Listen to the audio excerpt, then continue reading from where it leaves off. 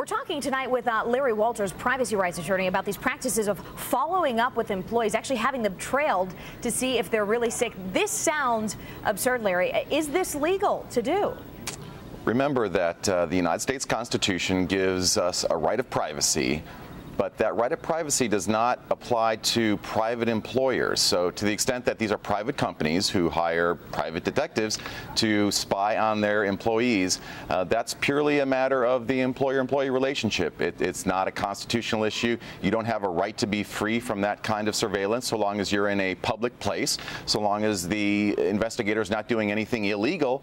There's nothing unlawful about the practice. It's shocking, really, to know that you could be, at the grocery store, maybe have a legitimate reason to be there, picking up a prescription if you're really sick, and a PI could be trailing you to see what you're really doing. Have you ever dealt with a client who was in this kind of a situation?